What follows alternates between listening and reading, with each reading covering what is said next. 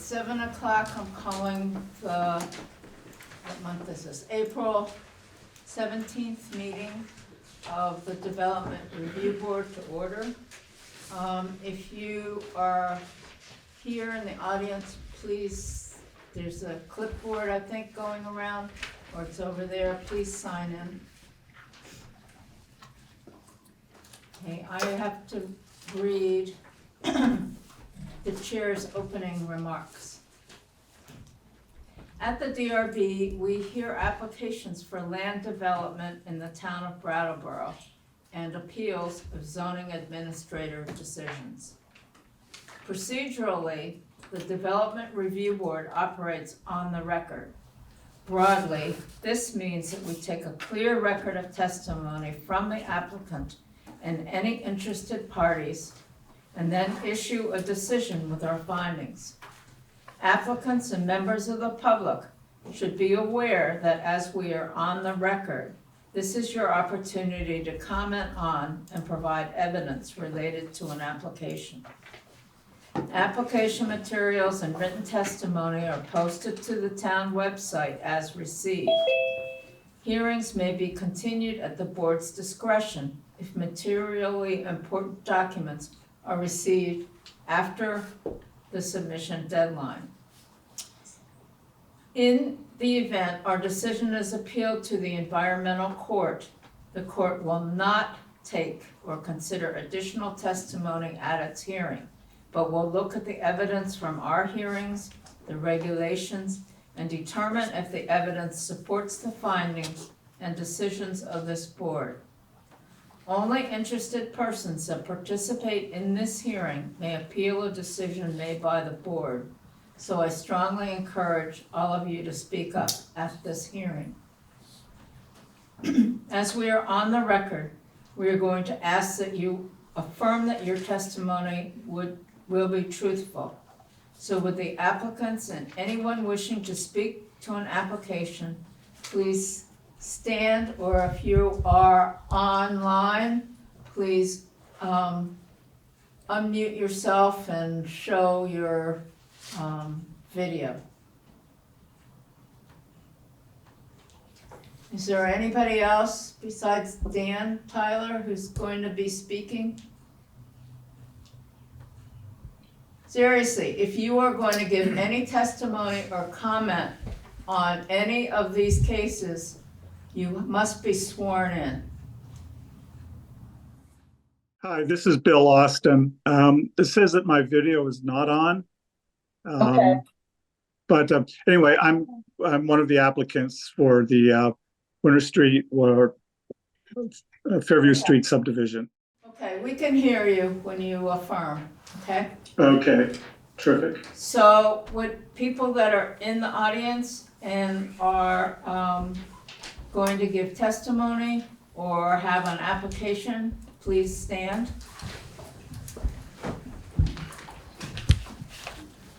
So I hereby affirm that the evidence I give in the cause under consideration shall be the whole truth, and nothing but the truth, under the pains and penalty of perjury. Please respond, I do. I do. I do. Mr. Austin? Yes? Oh, okay. I just didn't hear you. Okay, you can be Okay, seated. I did say I do. Okay. Thank you. You can mute yourselves again. The applicants require a majority vote of the full board to succeed. That's 4 votes out of 7, and we actually have a full board plus 2 alternates here. After taking testimony, the board will close the hearing and may vote on your application. The board will issue a written decision within 45 days of the close of the hearing. While we may vote on an application, it is the written decision that controls the timeline for appeal. It should be noted that the town of Brattleboro is a party with an interest in land development applications. The town does not have a special status before this board. Documents provided to the board by the town planning department town attorney, or other town departments will be considered in exactly the same way as information from the applicant and all other interested parties. And I have a motion to approve the minutes of the, what day was it? I move. March 20th meeting. I Catherine, move. is there a second? I'll second. Catherine and Michael. Is there any discussion about the meeting, the minutes? Hearing none, I will ask for a show of hands if you approve. Okay, it's unanimous. Everybody, including the two alternates, approve the minutes. Okay. Is there anybody here that did not take the oath? When you present, remind me, you'll have. Has the meeting been properly warned? Yes, it has. Are there any conflicts of interest or ex parte communications among the board members? Okay, unfortunately, Tom and Allison, you can speak, ask questions, but since we don't have any conflicts or anything, and we have a full board, you won't be voting. Okay. The first case on the agenda, which was 23-146, has been withdrawn. That was 680 West River Road. So if anybody's here for that, you can stay or leave. The next case is William Austin and Joan Rockwell Revocable Trust. It's to subdivide a parcel at 238, 240 Fairview Street to create a new .12 acre parcel to be fronted on Winter Street. It's case 2024-16. Are the applicants here? Online. Okay. Can you get your, The surveyor is gonna present the application, Maya. you're gonna. Yeah, my name's Ben Joyce, I'm the surveyor, so I can be the agent for Bill and Okay. Joan, but Bill is also on Zoom. Okay. You wanna come over here?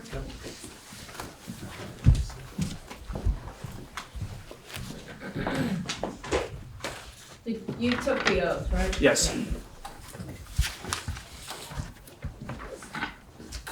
Okay. Can you talk to us about your project? So the Austins own a piece of property that is fronted on Fairview Street and Winter Street.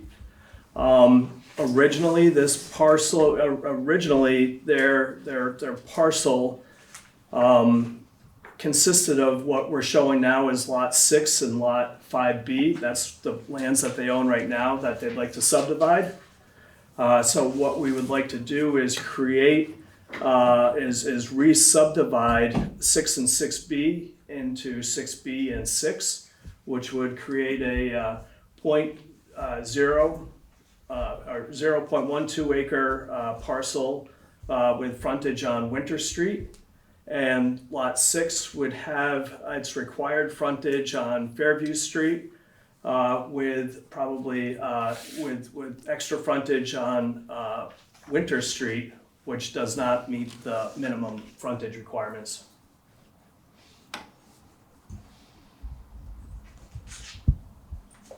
Are there any questions from the board?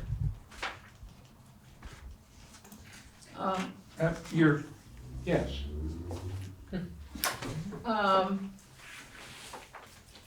As I understand it, the frontage is going to be 20 feet, is that right? Well, so lot 5B will have a total of 66.35 feet of frontage on Winter Street. Lot 6 will have 66 feet of frontage on Fairview Street and 29.37 feet of frontage on Winter Street.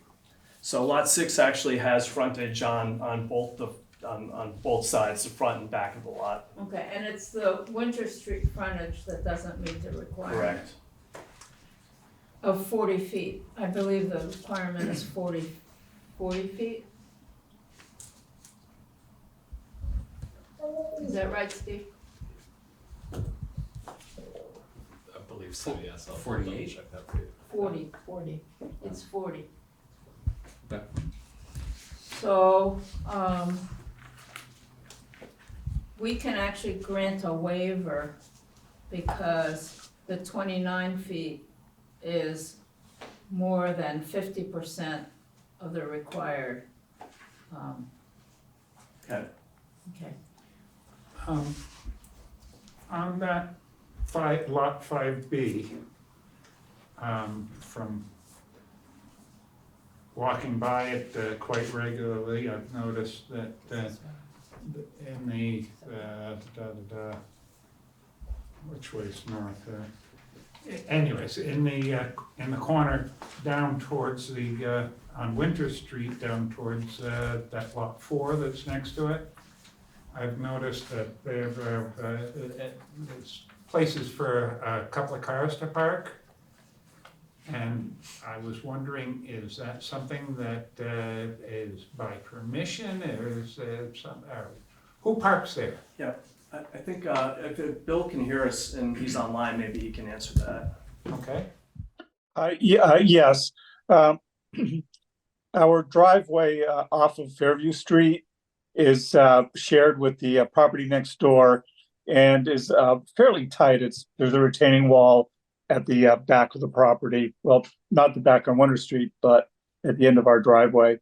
So in order to have enough parking, requiring 2 parking spaces per unit, we created that parking lot in the back. It's particularly useful in wintertime. You kind of do the car dance in wintertime. We ask our tenants to move their cars to the upper lot while the lower lot and driveway is being plowed out, and then to bring them down. And if the upper lot gets plowed first. So anyway, that's basically it. So the question, I guess, that is the parking that you have for yourself on that lot. That's correct. And is that kind of what you're thinking about doing with the access to lot 6 back there? Yeah. So there are we created 2 parking spaces. Basically, they're just trap rock gravel. We assumed that they would stay, that whoever would purchase that lot, if we get the approval, would want to have those parking spaces. And we had planned to create 2 more to replace those for the 238, 240 Fairview Street. Okay, thank you. My Yes. question. Since we're talking numbers here, especially in your application, you say the existing property is 0.29, No, actually, I think that's an error. It's actually 0.31. 0.31. Yeah.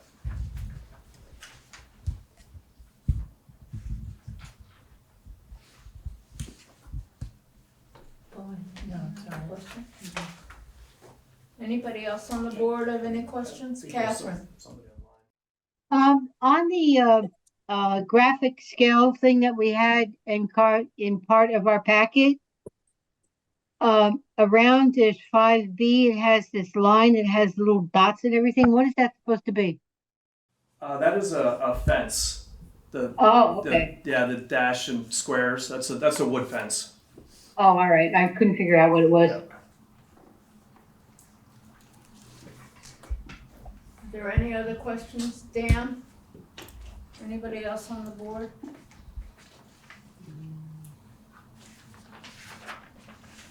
So is there a motion to approve the subdivision with the, waiver on frontage on, oh, I'm sorry, I forgot to ask, are there any questions from anybody in the,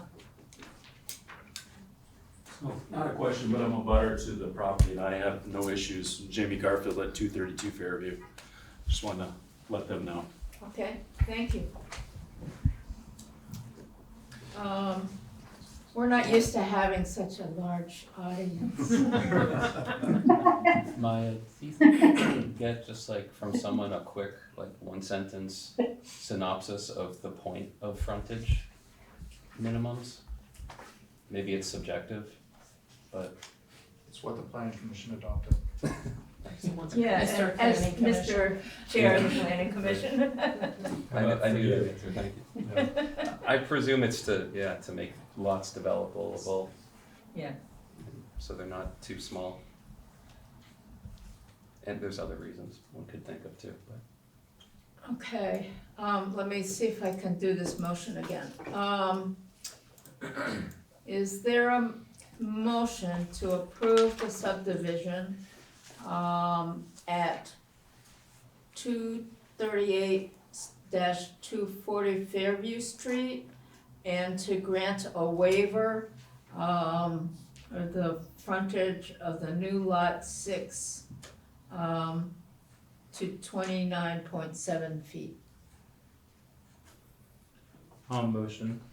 Okay, I'll second. I'm going to call names for Brian. You writing down? Okay, Dan, Yes. Catherine, Yes, Jordan, Yes. Nora, Yes. Tim, Yes. Michael, Yes. and I will vote yes. So, your 7-0. your subdivision is granted 7-0. Thank you. Thank you, Mr. Thank you very Austin. much.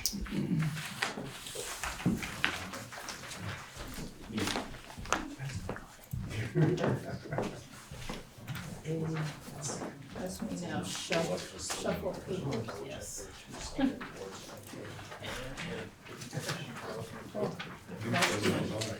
I lost my paper clip. That's all right.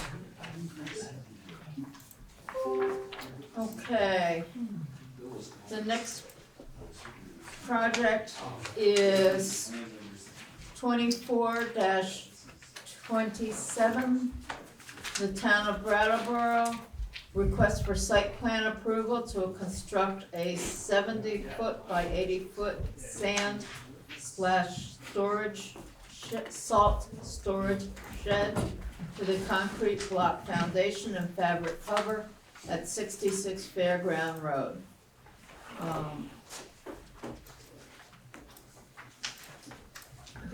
Dan Tyler, are you presenting? Good evening. Oh, you're presenting. I think we are together from a Okay. distance. Good evening. You My want to name's, introduce yourself? certainly. My name's Pete Lynch, and I'm the Assistant Director of Public Works in Brattleboro. And Dan Tyler, who is the director, also couldn't be with us in person, but is on with us tonight, and will certainly answer questions as we go along. So I'm here tonight to talk about the sand and salt shed that we're proposing to put in our pit. The pit is located at 166 Fairground Road, which is adjacent to the Public Works facility that is on Fairground Road. The sand and salt shed will combine both of those. Currently, in the pit is where our sand is stored, and it's stored outside, and our salt is stored at our facility at 211 Fairground Road. And our proposal is to build a shed large enough to house a portion of our winter's sand and salt in that location. The structure that we are hoping to build will be dome shape with truss construction and it will be covered with a fabric, and it will sit on very large concrete waste blocks. The building currently will be no larger than 72 by 80 feet, which is 5,760 square feet, and we're proposing that it be no larger than that. The height of the building will be approximately 35 feet from the floor to the ceiling of the shed. And it's important to note that the pit, as it exists, sits at the entrance to the pit about 20 feet below the entrance of the pit from Fairground Road. And then as you go around and into the pit along the road, the height tapers, of course, and so gradually, you could see more building as you drive around. We propose that the floor of the building be asphalt to keep stuff from entering the soil. And we've also included a landscape plan in the packet that you folks have in front of you, and are happy to talk about that. That plan was developed by Adam Hubbard, and the plan includes a mixture of shrubs and trees to buffer the pit along the roadway that goes into the pit. There is currently no plan for us to put either plumbing or electrical into the building. It will remain as is.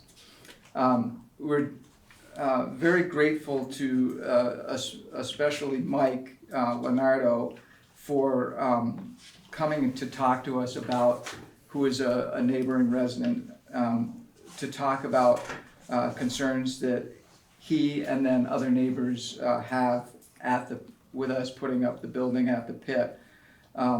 And we had a very good dialogue a couple weeks ago, and based on the suggestions that the neighbors made, we like to offer a couple considerations. The first is, I talked about the landscape plan that you have in front of you, and if you'll notice on that says option B. We had an option A that put shrubs and trees on both sides of the roadway, and based on some feedback we got, we asked Adam to develop a different plan that would put more trees against the pit itself. And that's to, of course, create a buffer between what goes on in the pit and the neighbors. One other thing we talked about was the color of the fabric that will cover the pit. And traditionally, we would just order a covering that was white, but there are some color options, and we've asked the neighborhood if they would give us some input on what they felt was the best color to put there. And lastly, one of the things that we talked about was a walking path that currently exists on Marlboro Ave, kind of across from Home Street. The path has been there for many, many years. The residents would like to keep the path there, and in our existing plan, the neighbors would enter the roadway from the pit below our gate, and we're really excited to move our gate down into the pit and make kind of a protective pathway for anybody that's coming across from Home, from Marlboro, to keep the safety aspect. The vehicle traffic in the pit will increase during the winter storms, during storms specifically, but the traffic on Fairground Road will remain the same. And I think I did talk about the pavement in the building, protecting the salt or sand, water getting in, and then having runoff that would affect the area. I'm happy to answer any questions that you might have, and or Dan may have some other words to offer. Dan?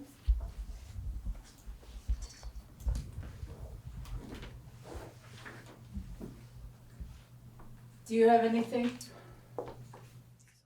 No, I don't think I have anything to add at this point, but we'll wait and see what the questions are, I guess. Okay. Questions from the board? I've got one question, or I'm sure I've got more than one. tend to go that way, doesn't it? I'm assuming we're getting rid of the sand, the salt dome that's up near the Public Works building, yes? This is The dome would remain. We would, it is our plan to use it for cold storage for now. DPW is bursting at the seams. We are in the process of putting together a plan for renovation or replacement of the building on that facility. It'll go to capital in a couple years. It's been earmarked to go to capital. So for now, we would use that existing space as cold storage.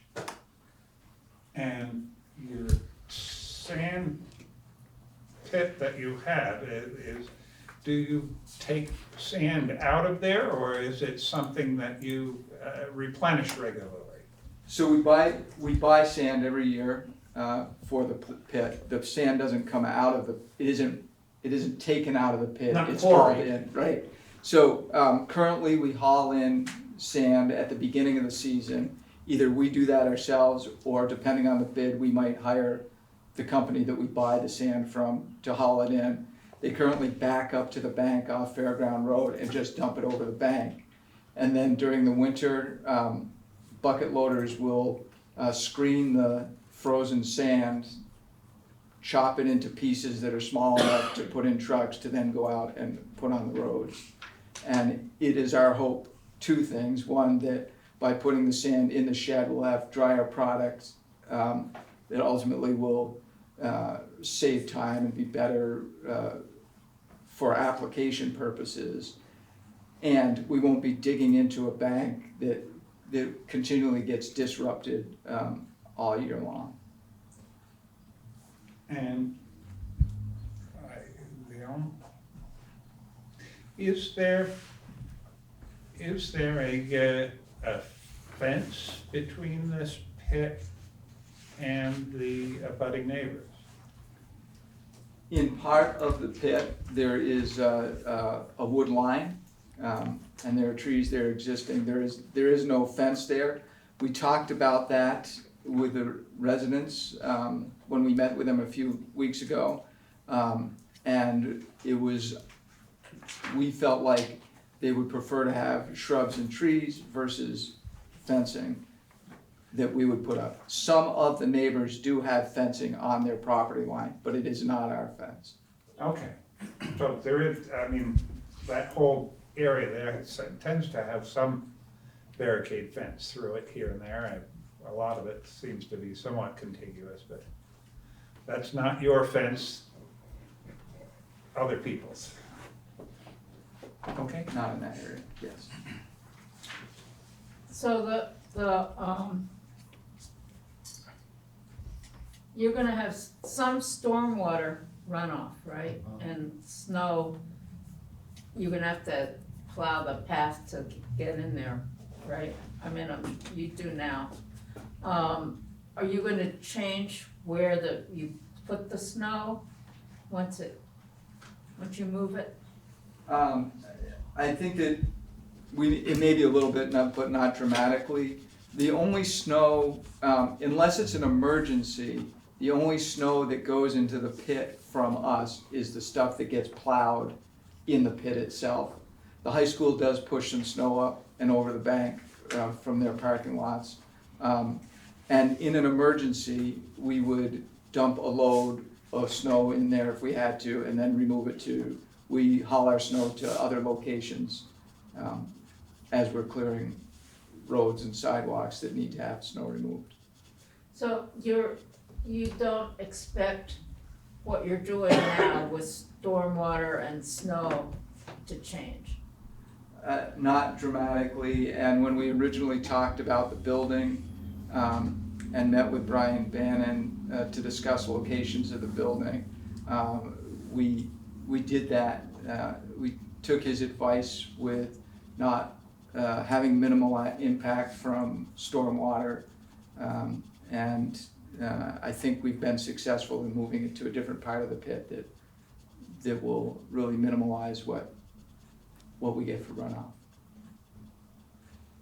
Are there any other questions from the board? I do not. A question I have about the landscaping, it's between the proposed salt shed and the houses, it's a single line, correct, of plants? And some of them are evergreen, which seems good. That's a year-round hedge, assuming that they're healthy and they stay alive and fill in. But some of them are deciduous, meaning they're not leafed for 7 months of the year here or so. Was there consideration of making it 100% evergreen plantings? We talked about changing it up, and we left it to the landscape architect to design what he thought would be best. We have no issue with. It seems like nearly almost half of them are deciduous. Yeah, we would have absolutely no objection to changing those up, if in some way that would help the situation. It's a buffer. The buffer is trying to minimize noise and dust and light from coming through. So if it's trees that are fuller year round, we're happy to change that up. Dan, I would defer to the landscape architect working with the town plan on what would be appropriate there. Well, maybe the neighbors will comment on this matter. We'll see. Dan Handy, you have your hand up. Okay, thanks. So I have a few questions. I'm assuming the roof material you're talking about is permeable, water permeable? Yeah, it will have runoff. Yep. So it's not waterproof. It's water can pass through the roof material. No? Okay. No. It will create runoff. The objective would be to keep the salt and the sand dry. Right. Okay. So yes, it would have runoff. Okay. And so I understand it's only one story, but you said it's 35 feet tall. And so is that to allow trucks to enter? Okay. It's twofold. One is to allow the dump trucks to back in, to raise their body and to dump their product inside. And certainly we'd have to push it up with a loader. But secondly, the trusses are designed to hold. They have to meet a certain snow load for the state of Vermont, and that's the design of the trusses is such that it made it 35 feet-ish tall. We'll bid this out. We'll have many companies that bid on it, and so when we say approximately 35 feet, the folks that we originally talked to came back with a number of 35 feet, but it could be 32, it could be 34, depending on who bids it. That will be, it will create the structural need to hold the snow load. Mm-hmm. And so the grade is 20 feet down from the road, is that right? So the structure will be visible about 15 feet above from the road level, is that right? 20, 35? Right, that is as you enter from Fairground Road, and then of course the roadway pitches down, and so the amount of structure that sticks above the road increases as you go down the hill into the pit. Mm-hmm. So there'd be approximately 15 feet from the floor of the salt sand shed to the top of it, or I'm sorry, 15 feet sticking above the invisible Fairground Road entrance. Mm-hmm. So does that, this maybe isn't a question for you, maybe a question for someone in planning, but the height issue, is it okay that it's 35? It's only one floor, but that's acceptable? I don't think we, It meets the height requirement. yeah, I don't think we have a standard. We have a story standard. We have a story standard, but not a One height. story, yeah. Yeah, I think we have an equivalence between them, but my understanding is that if this was taller than what our base district says, that's still, given what Pete testified to, that it's structurally necessary by Vermont code.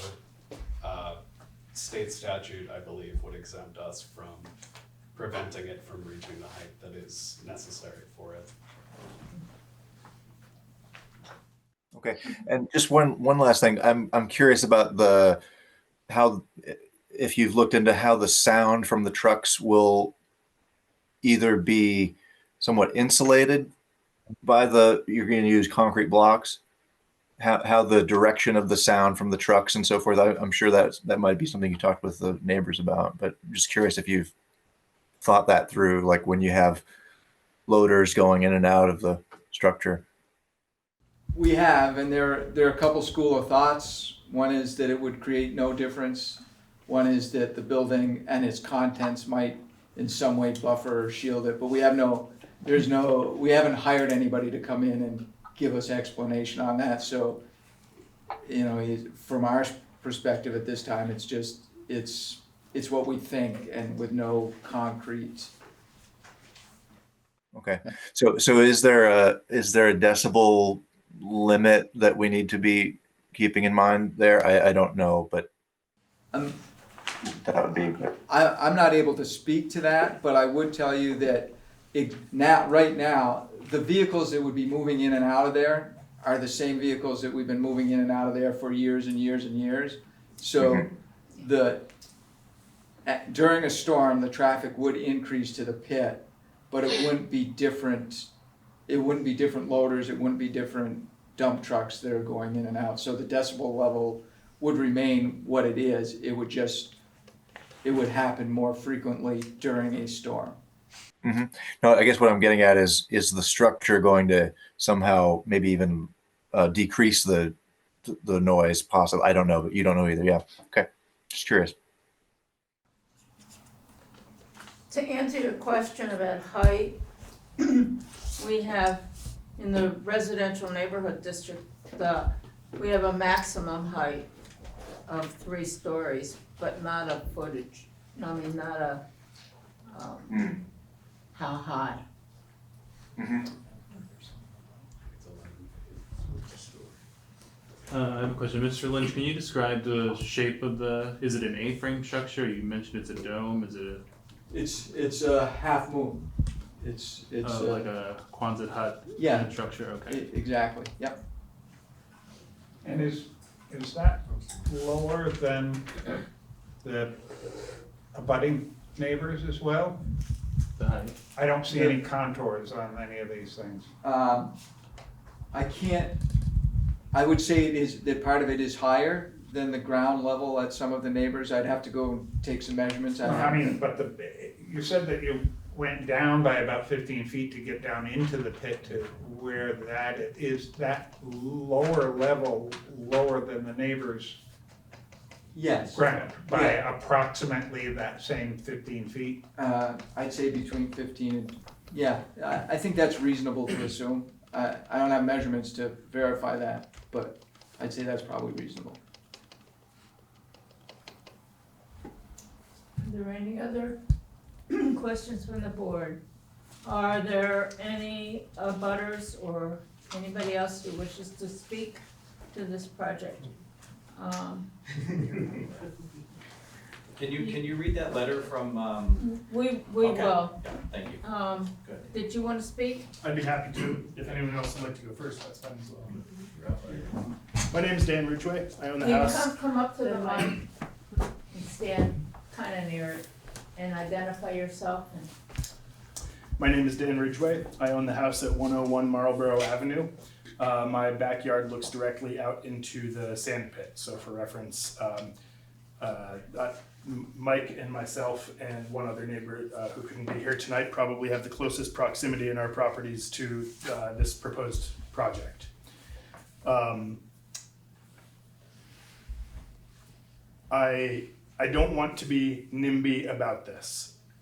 I think that this is a great project that should happen. I am in support of the project because it makes lots of sense to put sand and salt together and to have them in a covered enclosure in the sand pit.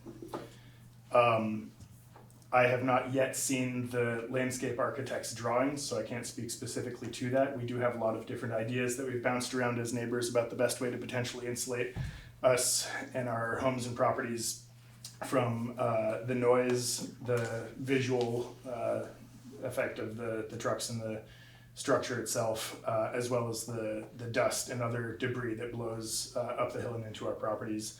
I would not be opposed to a line of trees on the right side of the driveway into the pit when you are descending the pit closer to the fence line of us abutting property owners. But that's just my opinion. I would like to know more about the possibility for having a different type of structure in the pit. By definition, the type of structure that has been chosen is 35 feet tall because as a half moon as described shape, it needs those tall trusses in order to support the weight over that span. I would like to know if it would be feasible to do something like a shed roof structure, more traditional stick construction, maybe with a metal roof, for example, even a salt box shape or a gambrel roof, in order to lessen the visual impact for those of us neighbors whose properties look out directly onto the pit. I understand it would probably be a lot more expensive. As a taxpayer, of course, I am not crazy to advocate the greater expense of such a project, but I'd like to know if there are fiscally reasonable alternate solutions that would have a lower impact on the visibility from our backyards. And one other thing that I think bears mentioning that has not yet been mentioned is that the rear corner of the lot is a bit of a drainage point into Wilson's Woods where there is a kettle pond. Apparently all the research has been done into the potential impact on that kettle pond, but I think that it should be noted that it exists in case there are further questions from the board. I think that's all I have to say at this time. Thank you. Thank you. Anybody else?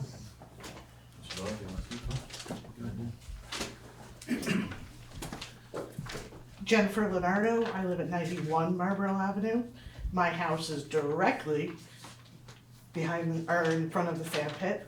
I have a 15 by 17 deck, and I will see this dome structure from my deck. I see the noise, I hear the noise, I see the traffic. One thing that wasn't mentioned is that you're going to have to replace the sand and salt in that shed. It does not house enough for the whole year, so they will be coming into that property more than just in the wintertime. They're going to have to replace the sand and salt that is there. I've lived there over 20 years, and it's always worked. Now, they've never covered the salt, they've never covered the sand before. There's never been a problem with them going down in the sand pit, except maybe once to get sand out of there. I don't think it needs to be covered. What we have now works, and that's all I have to say.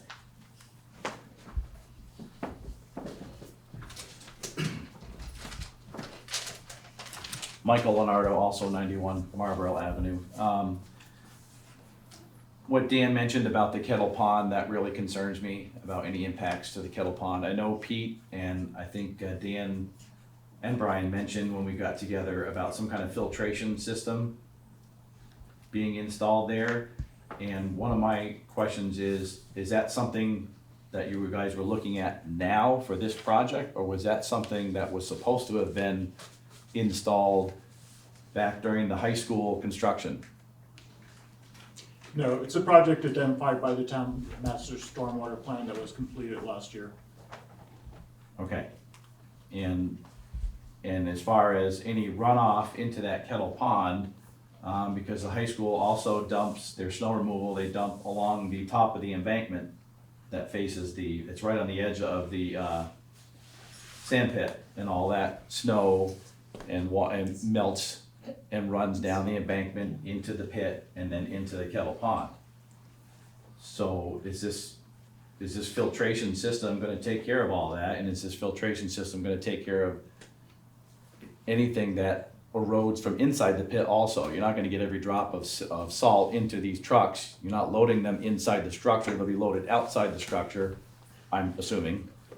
And any more runoff into that pond, this filtration system is gonna catch all that, and the state is aware of this filtration system? The state paid for the master plan, yes. Okay. All right.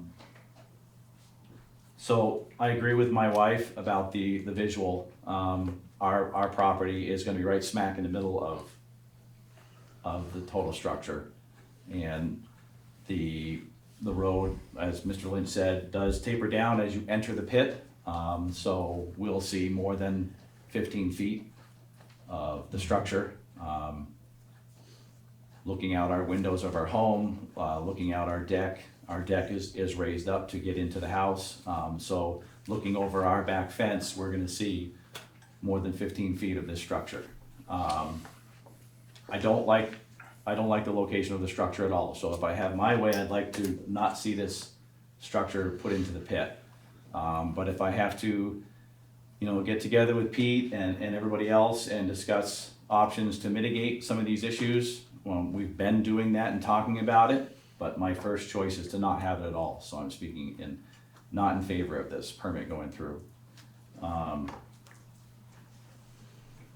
Sound, I do believe, I know some have said that there's the same amount of trucks are gonna be entering and exiting the pit, but the salt is not down there now. You're still gonna have a little more traffic going in my opinion. I mean, like my wife said, we've been there for over 20 years. We see the traffic now. They're going to the town yard to get the salt, not down into the pit, so there's gonna be a little more traffic. We find it funny that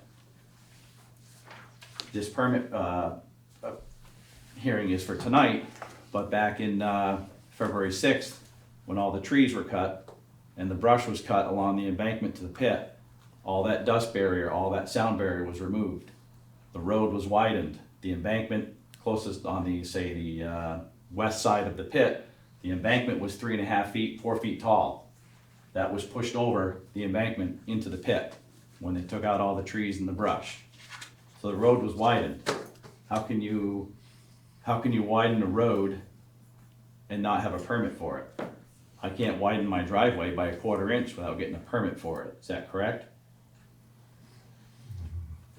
No, it's more No? flexible than that for residential driveways and residential uses in general, because Okay.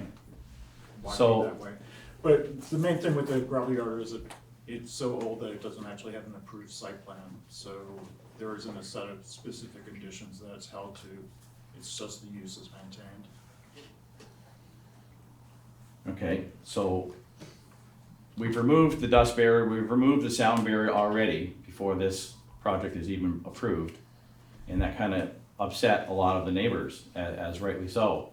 I understand that something's gonna have to be put back, we all understand that. My preference for my property is I don't want anything else behind my fence line and up to the sand pit edge of the road.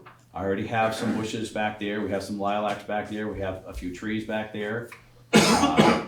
My opinion is that if you put a row of trees on the eastern side, which would be right behind our house, you create a corridor, you create a wall, or if you were to put a fence there, another wall. We already have issues with dumping of trash, sketchy activity, picking up drug needles, feces, not animal, human feces, and just stuff that shouldn't be happening. And if you put another barrier there on the eastern side, right behind our house, I just feel like that's gonna invite more of that shady activity that we don't wish to have right directly behind our homes. So in my opinion, I'd like to see any any landscaping on the embankment side closest to the pit itself on the western end.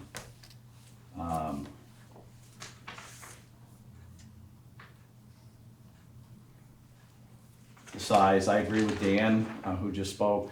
I think that it's gonna cost the town more, I already know, but I think that researching a different structure for that pit, bringing that height down to a reasonable level is something that should be considered seriously. And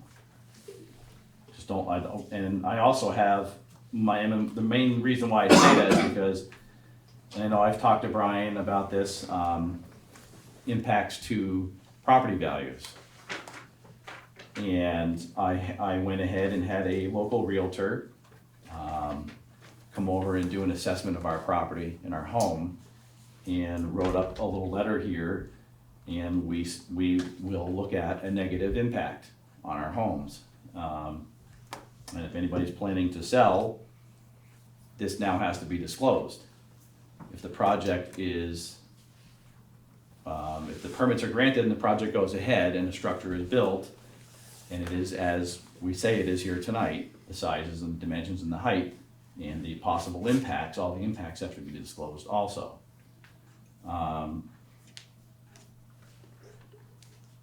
I stand at my property to lose between $10,000 and $26,000, $10,000 and $26,000 in property value on my home.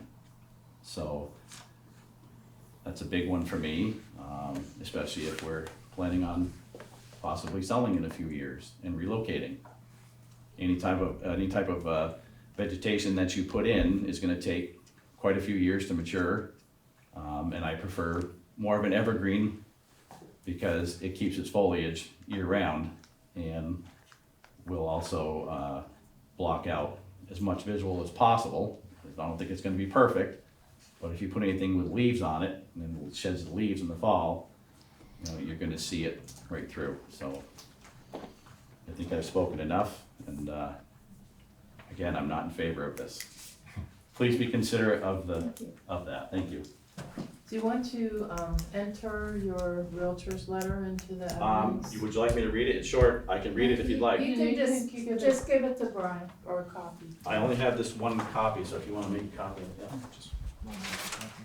Will Brian read it, or do you not want it read? I'll just give it to them and put it into the record for them. We'll put it in the record. Okay, thank you. Is there anybody else that wishes to speak? Yeah, my name is Raymond Doyle. I live at 94 Marlboro Avenue, and I've lived there for 50 years. And like Mike says, I think that things have changed over there quite a bit.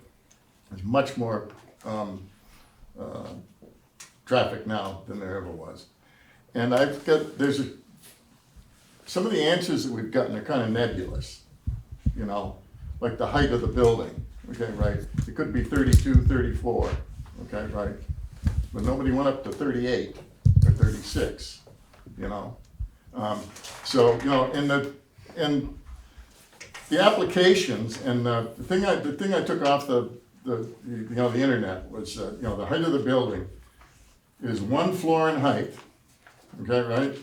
And so it doesn't exceed the maximum. Okay. Well, you got a 1-floor building that's 36 feet tall. Now, in normal, you know, speak, a 36 tall building, okay, right, would never ever be considered 1 floor. You know, and therefore, you know, you got to think of the, you know, the district standard is 3 floors. Well, what is a floor? You know. What's a floor?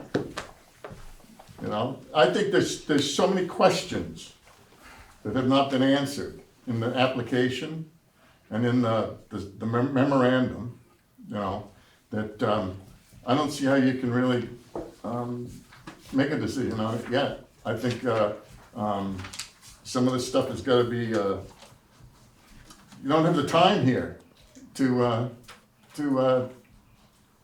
find out everything that has to be figured out. You know, and I'm they already have a salt shed. The capital plan is years away, and there's no hurry in putting this into effect.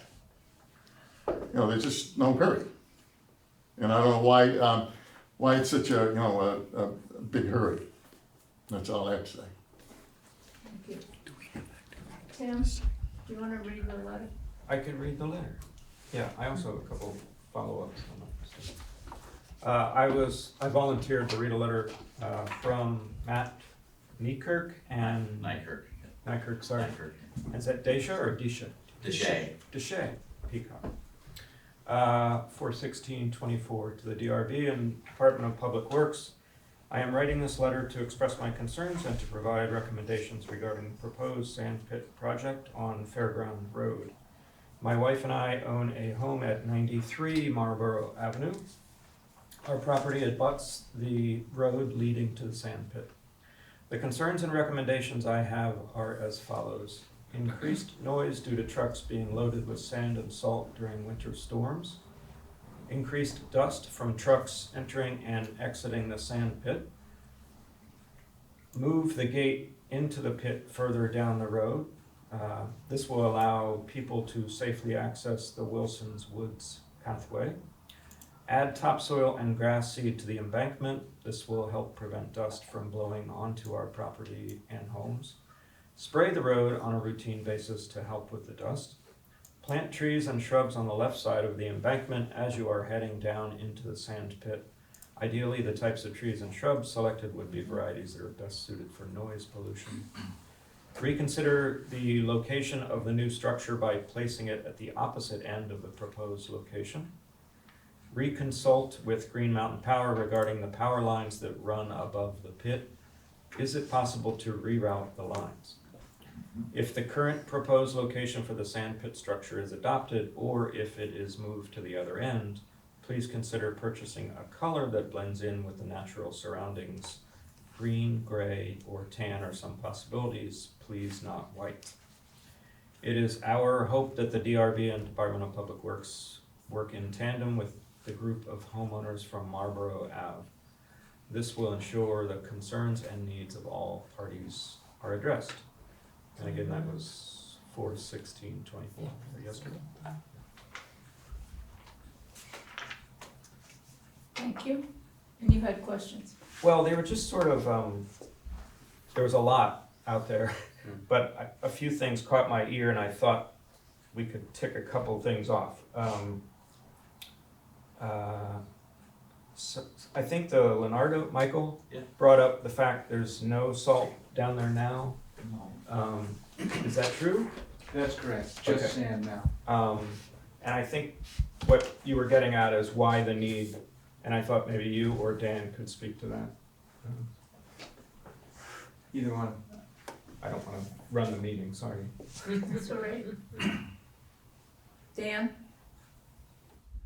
Sure. I think, Pete mentioned the earmark in the capital plan for the facility. I think a lot of it, part of this is an eye for the future.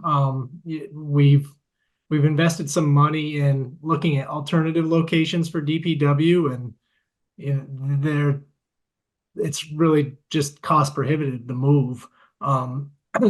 We've outgrown our current building, and the site we're on, we're going to have to really make some concessions to fit everything there. So, I think there's part of moving the salt down into the pit opens up some space in the current location, and it also increases efficiencies. Right now the salt is at 211 Fairground Road and the sand is in the pit, but there's one loader that runs back and forth. So as the trucks come in for either or, the loader goes from DPW down to the pit if they need sand and then back up to load salt. So, there's definitely efficiencies in our operation to be gained by having it all in one location. I think those are the two primary reasons for looking at moving it down to this location. Okay. Can I do a quick follow-up? Because it sounds like Dan would be the person to ask. There was another question of why cover it at all? Can you just for the lay people like me, explain that? Yeah, we bring it in now and dump it over the bank, and it sits uncovered. It gets rained on, snowed on, and it freezes. So we have to break into the pile, but between storms, the frozen layer will develop. We break into the pile. We have a screen down there that we put it through and try to break it up, or we just set it aside and dig into the bank. Tends to clump more because of the moisture. So hauling it in, having it under cover, it'll be a drier material. It'll spread better out of the trucks and hopefully reduce sand. Again, it's an increased efficiency. And covering it will limit runoff. Right now, the sand the rain washes the fines out of the sand, and they run across the pit and down towards the kettle pond. So I think there's stormwater improvement there too. Thanks. And last one, I promise. That's all right. Dan Ridgway, I think it was, brought up options on type of structure. Like you just mentioned, the reason for covering. What about options for why the shape, why the half moon? Can you Cost, just sort of flesh that out? yeah, cost really drives it. I recently attended a regional road foreman's meeting where this was a topic. There's a lot of towns that are trying to build new facilities, and cost is really prohibitive. And another municipality smaller than Brattleboro, trying to store less material, was looking at a stick-built structure, and the cost was about $900,000. We're looking at probably $175,000 building. Pete talked to a local contractor. He might recall the numbers better than I do, but the roofing and the sheathing without the structure were gonna cost about the same as this building that's proposed. Yeah. So, again, in regard to Dan's question, I did talk to a contractor. We talked about a number of things, one of which was a shed roof in the way that Dan had described. And one thing that we discovered was that the building is 80 feet deep, and in order to keep the roofing away from the direction of the neighbor's house, the roof would have to go the entire 80 feet. And the contractor said, for every foot horizontal foot, you have to have at least a rise of 6 inches. So if you go 80 feet out, you have to have 40 feet of height to gain the pitch in order to shed the snow, the water, the load. And if that were the case, we'd already be higher than the 35 we were talking about. He also spoke about bringing in structural steel, maybe making a flatter roof, but doing it with structural steel. And in the rough estimate that he gave me, it would more than double the cost to put in some format of that nature. We haven't pursued it farther. We talked about putting in a gambrel roof, and could we do that? And it was a little bit iffy, and the expense was not a lot less either. So happy to pursue that more, but we hit some roadblocks with that. On that note, what is the current height of your current salt shed? That's 40 feet wide, and I believe, Dan, it's 24, 25 feet tall, something like that. Is it that, not, it sounds like the width of this structure is what's causing the height issues. Would it be at all possible to consider making it longer and, putting the salt on one end and then sand on the other? So one thing we talked about in-house was, could we put 2 buildings that were more narrow in and put a pitched roof and have salt in one and sand in the other. And the problem that we came up with there was that if the roofs are gonna shed snow, they're gonna shed into each other. So we have to be far enough apart that you can safely plow between the two. And now it's creating a wider distance, and we're running out of space in the pit, and we're gonna be in the electrical lines if we do that. So it's not impossible, but it certainly, it doesn't look cost effective necessarily to us, and including the. I've got one more question, I promise that's gonna be the end of I'll it try. for me, is, what about, is there any, in your discussion with any of these building people, has anybody come up with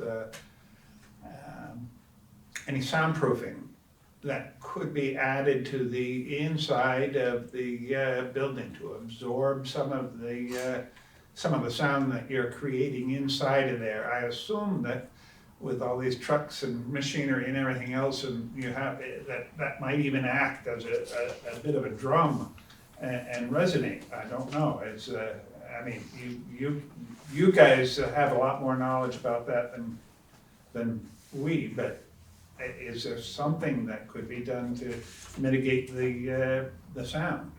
We haven't delved into that at all. Happy to look at that to see if there is, what it would be, what effect it would have. I know, I remember some friends of mine that built a restaurant, and they had all hard walls and everything else, and you went in there and the place echoed, and they hung a wall hanging down the center of it, and all of a sudden it was a comfortable restaurant to sit in, you know. It was just a thought. Happy to pursue that, but we have not at this point. Do you want to make a motion? Session at the, after all the Yeah. hearings. Yeah. Okay, I think we want to make a motion to enter into deliberative session at the end of all the cases today to discuss this particular one. I have a second? I'll second. Thank you. So for those who don't know what a deliberative session is, we will meet afterward without anybody in the room. And then we will announce our decision if we make one. But I think we have a lot of issues that we want to discuss as a board before we make a decision. Can I make one more clarification? Excuse me, can I make one brief clarification Yes. as to one of the questions that you just arose about the noise? You will need to come to the mic and Okay. identify yourself, please. Yes. Michael Leonardo, one of your questions recently was about the noise inside the structure itself. And I believe that most of the noise is going to be outside the structure. The bucket loader is going to go into the structure, scoop up material, bring it outside to then load the trucks. That's where a lot of, my opinion, and from living there, what the noise that we see and hear now. I don't know if the structure is going to limit some of the noise when the bucket loader is inside of it, but the majority of the action is going to be outside when they're loading the trucks. Sure. Trucks going up and down. And one thing I forgot to mention is the backup beepers of all of the equipment, the trucks, the bucket loader. That's all we hear at night is beep, beep, beep, beep, beep, beep. And I know we talked about trying to find something that was OSHA approved, that was quieter. I don't know if you've had a chance to research that. Thank you for letting me add that, appreciate it. Can I have a vote on Nora's motion? Dan Handy, you have your hand up. Yes, I think I have a few questions, but I'll keep it to one that I think is publicly relevant. What is the life expectancy of this structure? The fabric is 20 years. The trusses could be used over and over and over again as long as the fabric is good. Okay, so the fabric would need to be replaced in about 20 years. That's, Okay. yes, true.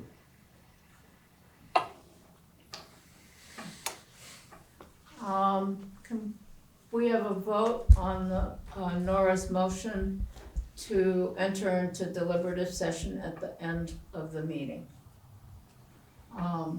Dan, Yes. Catherine, Yeah. Jordan, Yes. Allison, Yes. Nora, Yes. Michael? Yep. Tim, Yes. Tom, Fine with me. okay, And you? and I'll vote yes. Okay.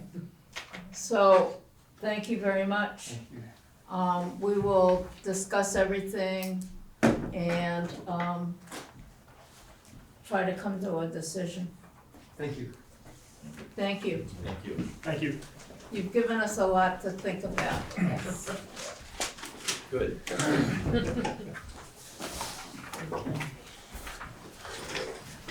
All right.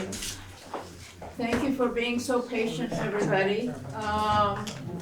The next item on the agenda is 2024-31, Casella Waste Management, request for site plan, dimensional waiver, flood hazard approval to demolish a transfer and storage building and construct a replacement for the crushing pit area, to relocate the existing scales, create a staging area for semi-trailers, and install a sign at 413,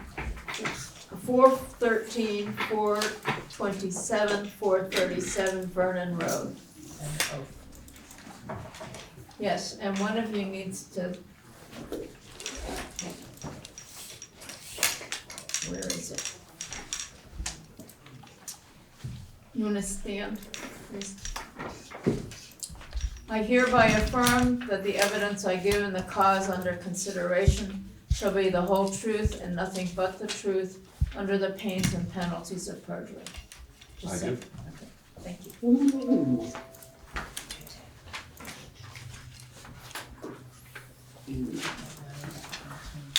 Tim, you have the letter. Oh, yeah.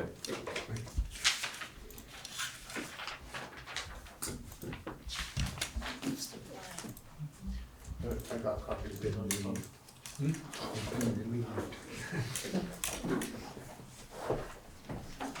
I was trying not to. The poker face.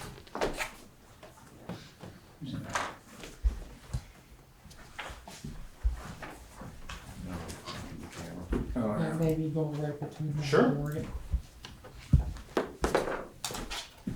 Yeah.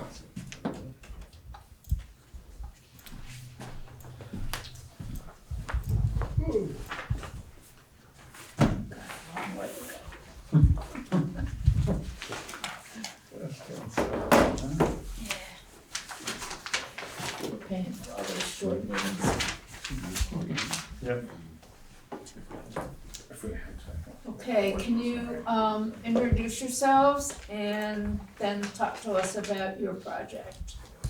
Yep, my name's Joe Gay, I'm an engineer with Casella Waste Systems. I'm in the permitting compliance and engineering group for the company. With me is Andrew Rodriguez with MSK Engineering. They've performed the site civil work for the project. So we acquired the facility about a year ago from Brattleboro Salvage and Triple T Trucking. So we've taken over the operations and ownership of the site, and we would like to make some improvements down there at the facility. So in the application, we are proposing a 9,000 square foot solid waste transfer and recycling facility to replace the existing facility that is there. It's on the same site in a different location. That's one of the elements of the application. Secondly, and maybe even more importantly, one thing we want to do as well is relocate the scales from their current location. There's what we believe to be some safety issues getting off Vernon Street into the site and get on the scales appropriately. So we'd like to move the scales to further into the back of the property so the trucks can get in, get lined up, and get on the scales safely. So that is one of the elements of the application as well. We have a landscaping plan as part of the application. We have a new sign that we'd like to install as well at the site.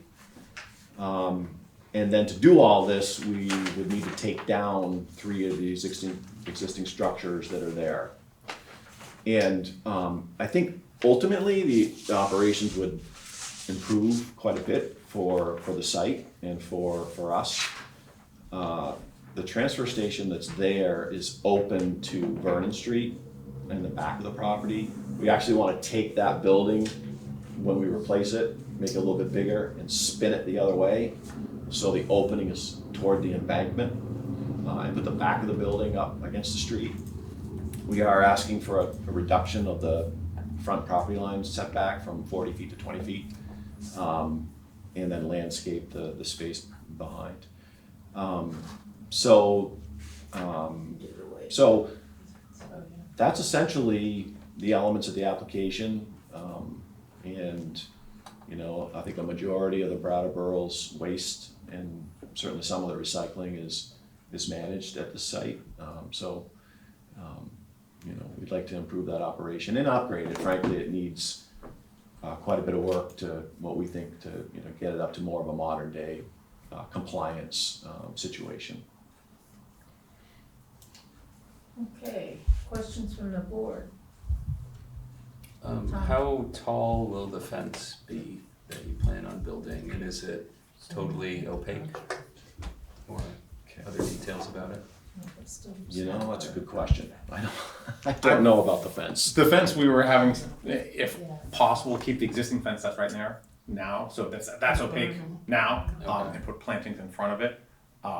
It's pretty much at a maximum safe height now, but. What does that mean, maximum safe? So the higher you go for a fence, you have to reinforce it. You only have a certain amount of fence you can do with metal, with wood before it starts to break due to wood and things like that. Mm-hmm.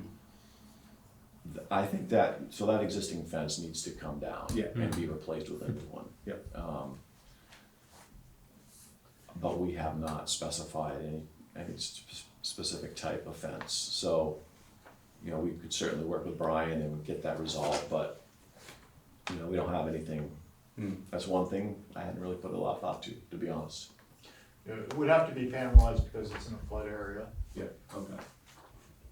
Yeah, one thing, it being in the industrial district, if I'm understanding correctly, a lot of kind of restrictions that we have in other districts, like in the setback, it can't be higher than 4 feet, falls away because it's the industrial district. Yeah. So if you wanted to screen, we're really high, presumably we have a you lot could, as long as it's not a safety hazard. Yeah, for sure. We have a lot of interest in making that facility look a lot nicer than what is there today, and it's just that it just needs some maintenance and some upgrades. So again, I'd be happy to work with Brian and get something that, or if the board has an opinion, we're certainly willing to consider that.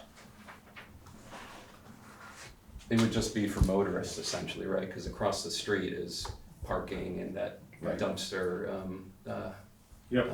sort of staging area and the trains, but it'd be for motorists, the public motorists sort of safe. Yeah. Because all the bushes you have in front of most of that fence are just deciduous shrubs. Yeah. So it's not like they're going to be providing much height, first of all, but once again, because of the point I brought up earlier, much leaf coverage, half or more of the year.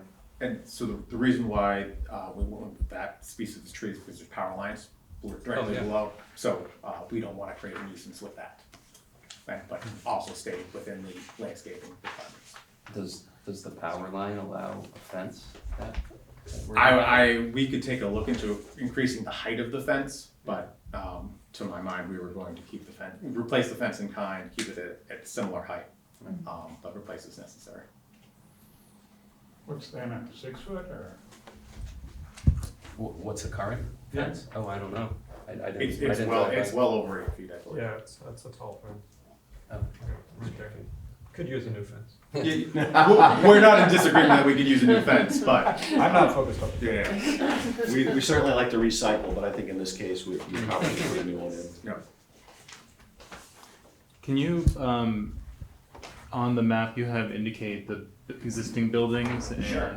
the new ones and where So- the scale would be? So this is all existing currently right now. Okay. So then.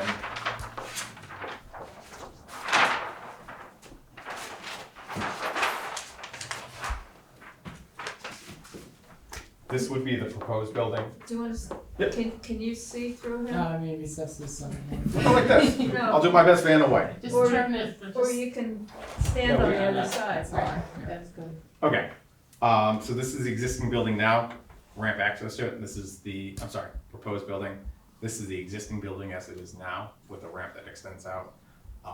So that's, if that answers your question. This is existing maintenance bays and office that will remain. So this is kind of a big transition area. There's there's a large Kwanzaa hut and storage facilities that will be removed as part of this. And the top of your chart, what's that building that's? This is the office right here. This Oh, is the okay, existing so you have office. two office buildings. So there's an office building and then there's a large maintenance bay. Oh, okay. And the scales you mentioned were going in the back? Yep, and they're currently right here, which is creating a problem for traffic, both commercial and residential. Residents use this because everybody has to queue up and come across right here. This would route traffic across. So is residential traffic currently allowed in the facility? No, it's just commercial. For the waste and recycling management, it's just commercial. Okay, but in the future, will residential traffic? No, It won't? no. Okay. And I assume this picture is the picture of your sign? Yes. Okay. So the traffic that's a problem is coming on Vernon. Going down Vernon, trucks. And trucks are. Trucks have to, yeah, so when I And spoke then trucks- residential impact, it was residential traffic coming back and forth this way, Right. not entering the site per se. And just for me, you've got this ramp that climbs up, what, 1, 2, 3, 4, About 10 feet. 10, 12 feet, yeah? Yep. And that's basically, you get up and then the floor of this tipping floor is down below that? It's level with that. Level? Yep, and one of the reasons for that is to stay out of the floodway. Okay, Oh, that makes sense. Yeah. so you basically back trucks up this Yep, ramp? you go up, and then if you see the two pits that are to the side, that would be at current grade. So the idea is how this, and Joe could go into far, how this is done. But waste is sorted and then put into trucks that are down below, and then they come out. Okay. Oh, that makes sense. And if you were to proceed with this development plan, how would your current business work while you tear the buildings down and do the construction? Would you? So we would first construct the building as it is, leave the existing building, construct the new building, and then at some point we transition the ramps. You know what I mean? So there would be a point where we have a ramp currently that goes this way. We demolish that and have a ramp that goes that way. So it would be a kind of a phase plan. Okay. So you wouldn't see necessarily a disruption in the operations of the business? We would try to minimize that as much as possible. In the waste management and recycling scheme, you really can't have much of a delay. They've gotta go. Daily. Yeah. There would be some weekend transition with the ramps and so forth, and but yeah, we'd have to maintain the existing structure and its operations while we build a new one, and then transition. That's a good question. And then after that ramp is transitioned, that building will be closed. Any other questions? A couple, but I'm always trying to discern my interests versus our purview, but I think there is some overlap in them. I go there fairly often just because doing some construction, so I'm going Saturday, you know. I'm always concerned about going right after rain, and you probably know why. It's really kind of a disgusting muddy mess. Yep. I have a feeling that you've got plans already to sort of address, I don't know if some of that has to do with the runoff coming down the hill on the back of the property? Yes, there, as part of this design, you know, this is kind of our first step. We want to go to local first, and then we'll have to go through state and all the other permits, and so stormwater will be addressed in that. Yeah, yeah. Yep. I just meant functionality. Yes, functionality, well, You it's, could yeah, improve. it will be more intentional, I will say. Yeah. And so this, when you move the scale, Yep. because it currently, I think somebody made a reference to the possible traffic issues. As you know, you're asked currently to go on the other side of Vernon Street. Is that your property that's being used for that access, or is that railroad property? It's not our property, we lease it.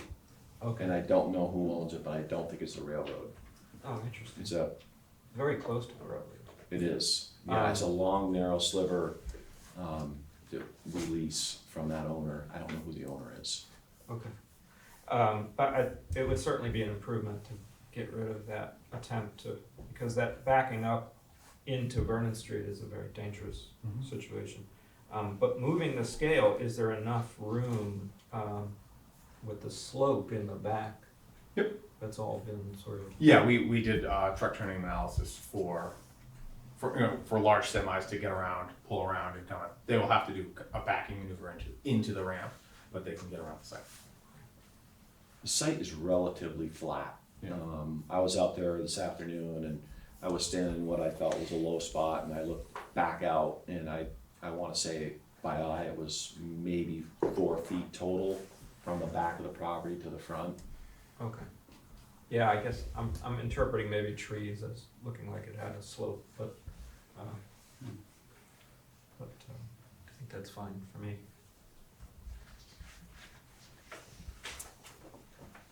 Anybody else have questions? Well, we want to talk about the sign. Yeah. Yeah, what's wrong with the sign? Nothing's wrong with the sign. Nothing. Yeah, okay. Does anybody have any problems with the sign? There's a reference to 319 when it comes to. It looks, I mean, it's an appropriate size, right? How far off the ground is this sign? Off the road? No, Off the ground. Oh, off the ground. Yeah, like I how's it think it's placed on the property? 4.5 or 5 feet. Yeah, we would comply with Whatever. whatever, yeah. Okay. Yeah. It's gonna be a fixed sign on posts, at the entrance. Okay. yeah, I don't think there's any problem with the sign. I'm sure. Good. So lighting, Yes. are you gonna have lights on this property? We have not yet fully lit, you know, we wanted to make sure that this was approved before we started to light the site and kind of come up with our lighting requirements. The existing lighting that we have now, is kind of in the employee access area.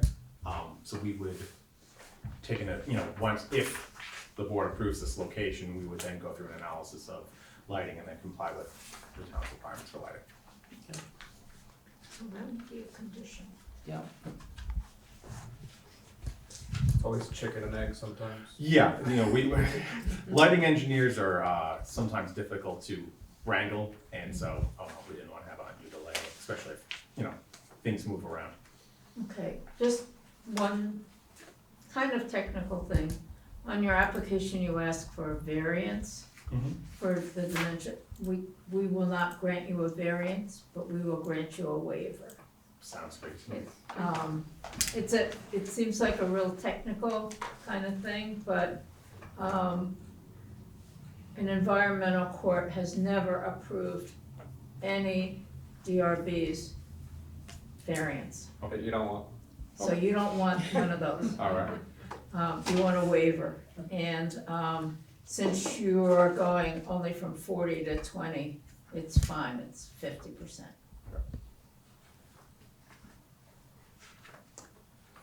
Are there any other questions, Catherine, Dan?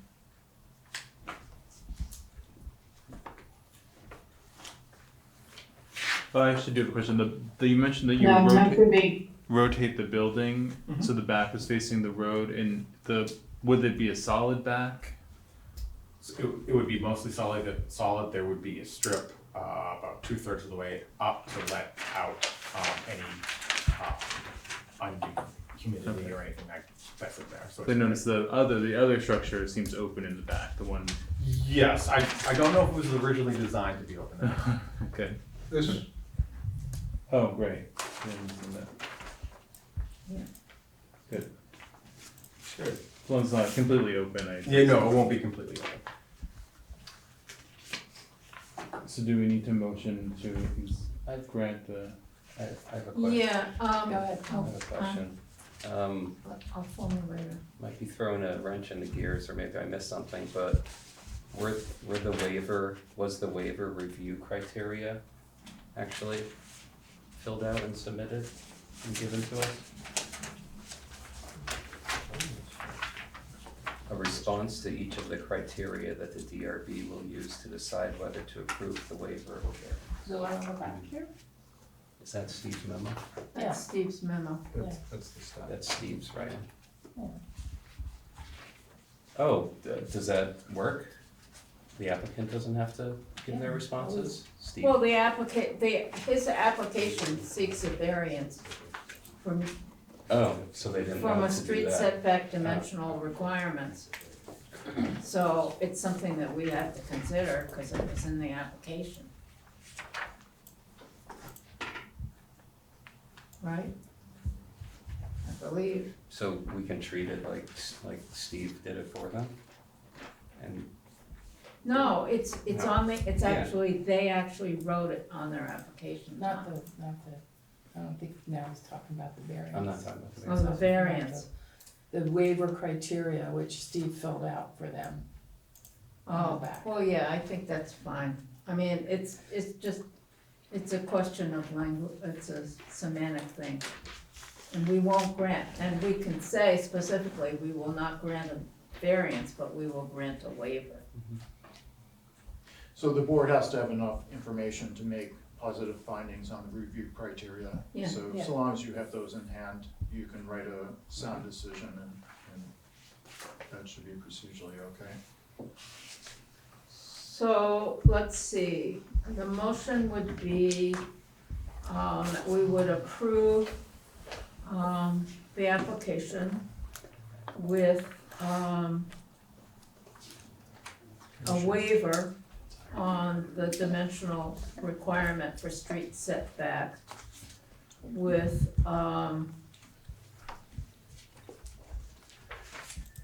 zoning administrator approval of a final lighting plan, and approval of the final fencing design, and what else? Sign. Oh, and the final review of the sign. can I ask a question before we vote on that I forgot to ask? The side of the building that will be close to the street, granted by this potential waiver, is that wall just totally solid, or will it be open at all? I think, Was that already answered? I think Well, Jordan here, already asked that, and Oh, it's got a that's good. vent across the top, a vent, open. but things won't potentially fall or fly out? No. Okay. Now, if you look at the, he can show you the Oh, picture. sorry, yeah, Yeah. okay. Okay, So, that's the only that was potential al- concern I had for That being was close to already one. asked and answered, sorry.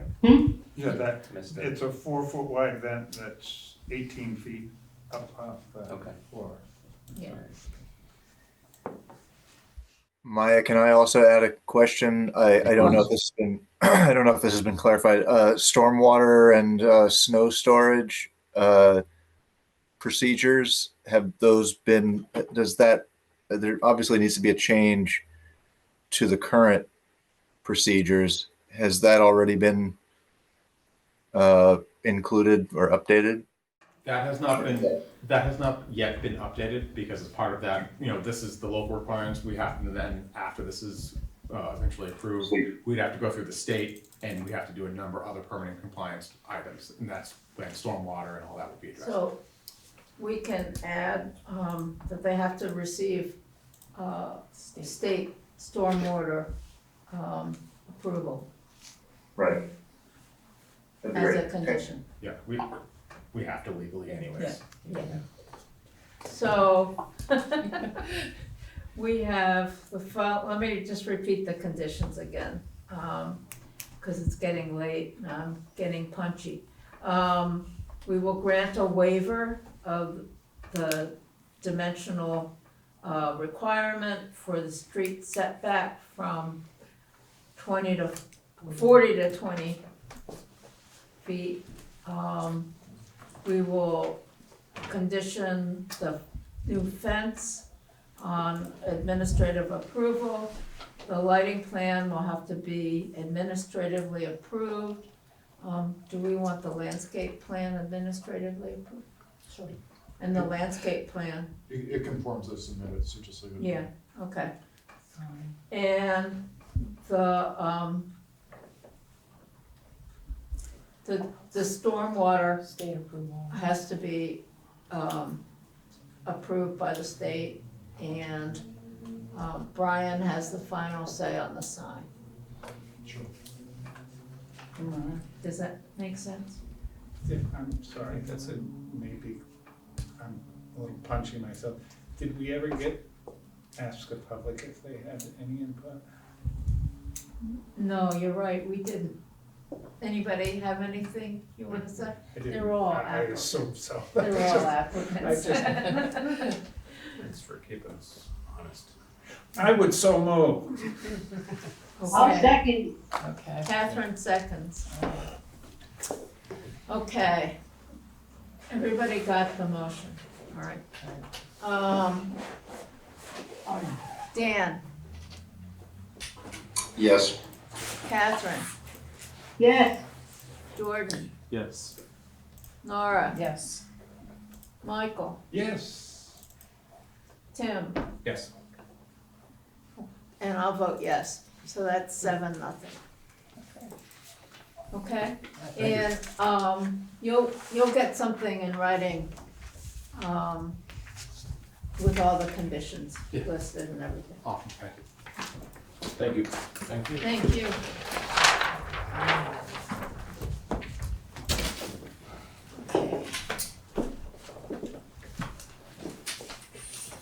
Okay. The next project is 2024-32, Town of Brattleboro.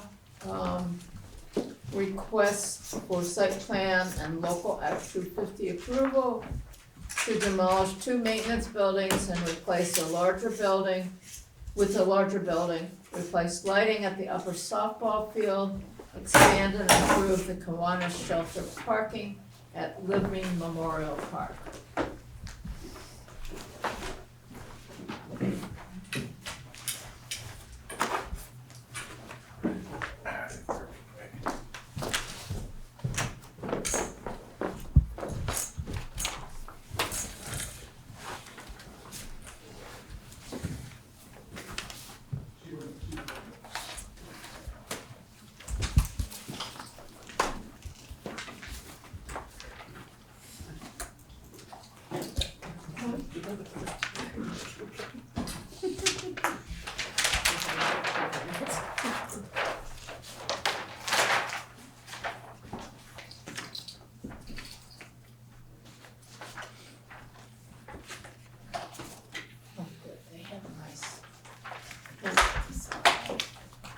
I'll put it with this.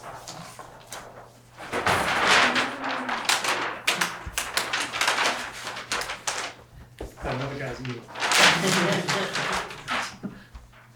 That must be ridiculous. But we will make it work.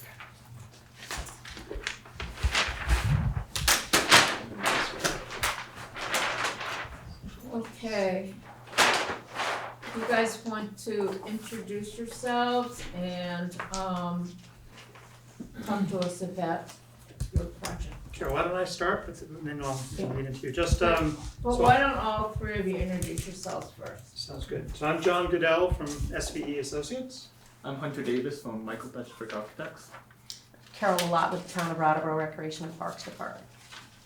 And just to state our reason for being here, we're seeking site plan and local Act 250 approval for the projects you mentioned, being a new maintenance facility, parking improvements at the Kiwanis Shelter parking lot, and then also a new lighting system for the upper softball field at Living Memorial Park. So with that being said, this is all part of the generational improvements that was approved at town meeting. The three components that we're speaking about this evening is one, removal and dismantling of the current two maintenance buildings at Living Memorial Park that we're looking for demo for those. We have two buildings. So one is the original shed that was left from when the town purchased the property in 1954, in a cinder block structure that was built in 1972. You know, that equipment is becoming too big for the size building that we have. Moving on to upper softball field, the current lighting was installed in the 80s, so we're looking to upgrade that lighting. It currently uses metal halide, and we're looking to move to an LED system, raise the size of the poles from like a 40 to 45 up to a 60 to 70 foot poles that will meet that with a new technology and much safer playing conditions. And the last component that we're talking about this evening is expanding the parking at the Kiwanis Shelter. That project will include some tree work, earthwork, and a finished gravel parking lot. I'm gonna let these guys go into deeper detail as to what's happening or field any questions that you'll have this evening. I was thinking, it just occurred to me, if the board is okay with this, that we take one project at a time and talk about it, rather than try to hear about them all and then try to remember what our questions were. Does that make sense? Yeah, sure. So why don't we start with maintenance buildings? Perfect. Have it up. And actually, just as to initiate my comments, of course, we've been continuing to work away. We have all of our state permits and Act 250 that we're going to go through for these projects as well. So I just wanted to run down some fairly minor but changes that we've made, to the drawings, and just to kind of run through my list. On the maintenance, we've added. This is actually as submitted. And this is where it is now. We've added a van accessible handicap parking location, a code requirement, and we've shown some more finished grading, just how it sits in the site type of thing. Not conceptually, no changes really, but just to make sure we've included that. Similarly, when we get to it, you'll see we added a van accessible handicap parking spot for the Kiwanis Shelter parking area as well. And then also, and I'll talk again when we're on the upper parking, we have tweaked the design as best we could to reduce the grades further. Again, trying to strike the balance the best we can do on a sloping parking lot site. And then the effect of that also with the handicap spot and the grade changes is we've reduced it from 15 spots, now we're down to 13 spots. Okay. We'll talk about that. Fair enough. So maybe better that I just let you folks ask before we're replacing the two buildings. They're shown on here. We have a small wood structure and the cinder block or a concrete block structure. Those go away, and a newer version that better meets the need goes in their place. So pretty straightforward. The front is largely the same as it is. Runoff is, we do have a requirement for a state stormwater permit, so we're treating our runoff from a disconnection. But pretty straightforward, I think, beyond that. It's a slightly larger, better fitting building going in this spot. So the drawing of the proposed garage that we have in our packet. Correct. Hasn't changed. Not in any significant way. No, it has not. No. Any questions? What's your timing? When do you plan to do this? Well, if the consultant can get them all their permits, then this summer, I think, is. The plan is to put the project out this summer, and with construction to begin in the fall. Okay. You know, once the pool has closed and we have a reduction in traffic flow, within the park. Now, Before you start skiing. Correct. So we got a little window there. now, we have, in our ordinance, we have something about loading areas, docks, parking garages and stuff that the doors are not supposed to be viewed from the front property line, and I guess that kind of wonders, I mean, you have your garage doors all facing that public road that goes through the property. Well, there would only be the door for this back area here that would face across the softball field. This of course is just like the existing, the pool is here. No, but I mean, those are all, it's a new building. Oh, across, you mean Memorial Park Drive? Yeah. Oh, yes, exactly like it is today, correct. But that doesn't, just because you're replacing the building with something that's similar doesn't mean you don't have to meet the current rules. Michael, I think it would be treated as a private driveway. I'm sorry? I think it would be treated as a private driveway. I mean, that's what I was asking, and we did not approve something that had garages, doors facing a public road. And, but looking at the ordinance, it does say viewable from the property line, so you could guess that the property line would be out on Route 9 or the other road. if you want. Gilbert Road. Yeah, so, yeah, I agree, you know, it's a little bit eccentric if this was a country club and you had a similar internal driveway and had the garage doors oriented towards that, I think it would be very clear that the standard was being met. And I think it's analogous. I know, I'm just. But board's call. So let me just get it straight. The doors are not gonna face Guilford Street. They're gonna face the road in the park. There would be one door that would face Guilford Street. Yes, This door here. This side here would face across.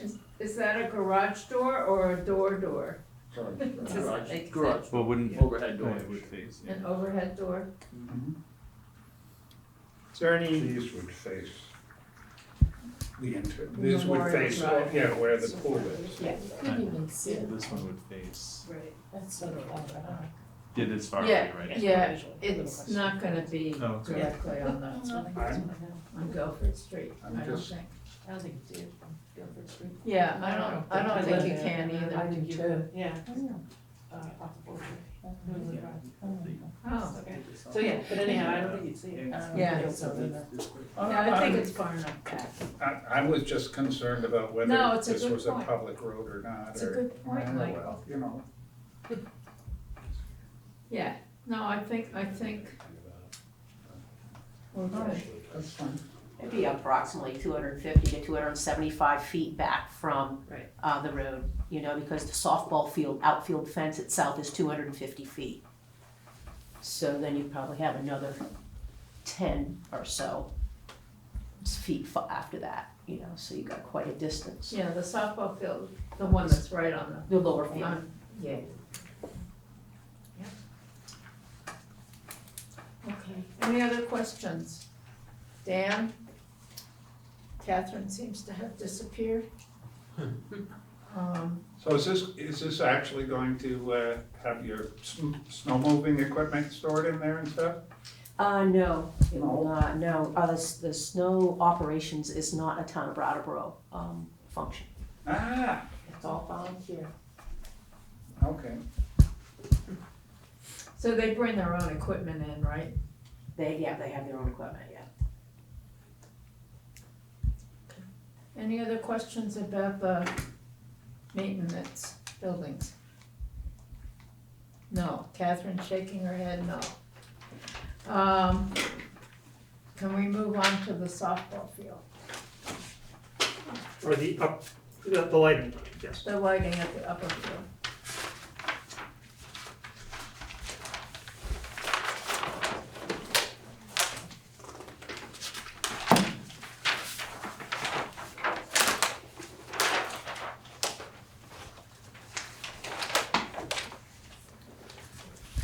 And again, basically replacing what they have, but bringing it up to current standards is the gist of the project. You'll see in the write-up and in the discussion about by putting these new LEDs in that are really good at cutting the light off exactly where you want it, you have a lot less incidental light going up. And so because of that, if you put the new LEDs in without some sort of like low light that points up, then the ball would disappear in the darkness and before it comes back down to feet. So they're almost too good, and that creates it. However, and so that's an important sort of part of the discussion about how we meet a standard for uplighting. The gist of it is that the design complies with the IESA, I think it is the acronym, for softball minimum levels of light on the field. Pretty straightforward stuff. I gave the lighting designer your reg, and went right down, the question about the amount of uplighting is where we ran into a place where we didn't have a clear IESA guide, because it wasn't in there. So we turned to dark sky for a equivalent or a alternative standard, which is 8% maximum uplight, as opposed to 5%, which I think is what was in the reg. With the important caveat being, it's a better 8% because you have a lot less at that critical band, the first 10 degrees above the horizon. So I know that was in the packet, but that's probably one of the more significant parts of this project, that whole discussion about the fact we'll have. And again, just to be clear, the uplighting is, the LEDs are up on top of the pole, and then you have an uplight down here, a small that would point upwards, again, just for the purpose of being able to see the ball. So. But before I ramble on, maybe I'll just stop there and see if there's No, I did a lot of research on the dark sky, and I sent it to people. And even though it's not in our regs, and I haven't heard back from our attorney, I think if we wanted to, we could go ahead and approve it. A question, is that softball field used for anything else but softball and baseball? We don't have baseball up there, Okay. just the softball. In the evening with lights on, no. During the day, when we're running our summer camps, we'll have day camp up there. Okay. So that's when there's daytime activities, but no other nighttime? no. In the winter, actually, there is a 10-meter ski jump. And there is separate lighting there that they have. But in the winter months, there's for about a 6-week period, there's a ski jump program that utilizes lights. It's like once a week. Any other questions? Catherine, Dan? No, everybody's shaking their head. Are we just all tired? We have a deliberative session too. Yeah. Any other questions about the lighting? No, okay. The parking lot, now you can talk about the parking lot. And just to reiterate, we now have added a van accessible handicap location there, and we've softened these grades. Actually, we did, the gist of it was to get that last spot, we paid a big penalty. We ended up having to raise the whole field, so we sacrificed one more spot to bring this down. It's now about 12.5%, as the it's down the fall line of the contours. It'll actually be more like 11 and change percent how you would park your car type of thing. And again, just to try and make it as best as we could do with the site we have, type of thing. So those little changes, and then this stormwater disconnection area, which is basically we're taking a 17 to 19% or 17% slope and making it 15%. So kind of light grading, but we have to hit our 15% for a Vermont stormwater requirement. It's kind of a long, gently sloping area. We made it a little bit bigger, 10 feet wider, and it's about 20 feet longer than the other version. So how many parking spots do you have in a row there? So now we show 13, including the handicap spot. But I mean, all in one strip? Oh, along this line here? Yeah. Well, let's see, I have 1, 2, 3, so that'd be 10, must be. 1, 2, 3, 4, 5, 6, 7, 8, 9, 10, yes. And given, That's good. compared to what's there now, people would probably find a way to park more cars, if they really pack, small cars and work tightly to the other, but it should be quite a substantial improvement compared to what's there. It's a gravel parking lot, you said, right? So is there a way to indicate where the cars park, or do they just pull in? Well, so on the slope, we are planning to have these concrete wheel stops, just exactly for that reason, so that we try and encourage some orderly parking. I took them off over on this side. We could put them there, but if we, I think it's reasonable, because the people might do better to fit 2 cars in, for example, on this end, if we don't put the wheel stops in. But we showed the spots on here with wheel stops. We don't show them over where it's flat. A bit of a cost saving there too, just a few less things we got to buy. But it's not a hard choice on that. What's the number for? We're looking because we have, if you have more than a certain number of spots, you need a break It's either 10 or 12. in our Yeah. regs. But I don't think It is that it, 10. Yeah. That's what I especially with a gravel before they had parking lot. 11, and I was wondering. And it's shaded anyway. Sorry, can you point out for me, when people exit their cars, the path they'll take to where the Kiwanis shelter is? Sure, it's just as it is today. This is the road up to the shelter. Oh, so above you is downhill? Well, downhill is this direction. Yeah, okay. Yeah, so you're very much at the very top. Okay. You are. Pretty much. The top of the ski, or like the bull wheel is up here basically. Okay. Yeah. Oh, and that's a sidewalk there for the ADA parking? It's just the aisle. You have to, for van accessible, you need to have an aisle for the car with the I'm van. looking at the wrong diagram here. Okay. It's not on the version you have. Oh. That's why. So this. Is there something to the left though that kind of curves, like all the way to the left of the? Oh, this right here. This is the existing. Even more left. More left. The darker gray sort of. Like yeah. over here. Yeah. What is all? This is just a strip of stone.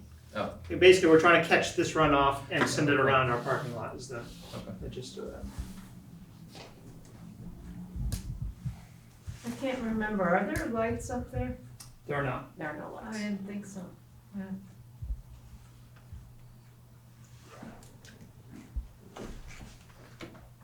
Any other questions?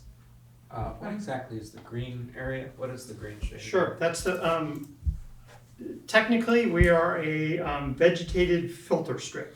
Is our, out of the stormwater rule book. Basically, it's an area of grass, 15% slope grass. And then you sheet flow runoff from a parking surface, and to slow it down and get it to infiltrate is the kind of the idea. The very lowest of the low tech stormwater treatment. Does it do that at 15%? Yeah, I mean, it's on these soils. We're A and B soils. So we're, and actually, and they built into that, in that whole permit, there's, it's called post-construction soil depth and quality standard that we have to meet, which is the top 4 inches. There's a whole bit of science that goes into that, what the topsoil is and so forth. And there's actually a follow-up at the end of construction check where you need to go around with the contractor and with by foot or by hand, sink a shovel in and prove out that you've made it so that it will receive waters, kind of thing. So there's a number of steps that are, but, because yes, you're correct in that you can have grass that's all beaten down and compacted, and it, doesn't do that very much at all, so. Catherine, did you have a question? Yeah, well, not as much of a question. I've been to a lot of festivities that have happened up at up there at the center. So the parking lot would be to the left, when you're going way up the road, and on the left it has all the trees and everything. Is that what you mean, right in there?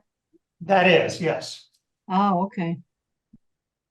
So that will, after being up there several times, that may alleviate some of the traffic that you get stuck behind. Is that not correct? Probably in a somewhat limited way. We're only talking 13 plus spaces, but